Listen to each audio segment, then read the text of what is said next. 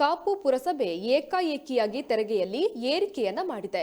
ಪುರಸಭೆಯ ಈ ಕ್ರಮದ ವಿರುದ್ಧ ಕಾಪು ಬ್ಲಾಕ್ ಕಾಂಗ್ರೆಸ್ ವತಿಯಿಂದ ಪ್ರತಿಭಟನೆ ನಡೆಯಿತು.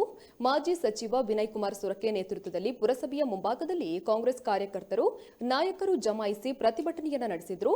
ರಾಜ್ಯ ಸರ್ಕಾರದ ವಿರುದ್ಧ ಧಿಕ್ಕಾರ ಕೂಗಿದ ಪ್ರತಿಭಟನಾಕಾರರು, ಕೊರೋನಾ ಮಹಾಮಾರಿಯ ಆರ್ಭಟಕ್ಕೆ ವಿಶ್ವವೇ ನಲುಗಿ ಹೋಗಿದೆ, ಇದೀಗ ಗಾಯದ ಮೇಲೆ ಬರೆ ಎಳೆದಂತಾಗಿದೆ.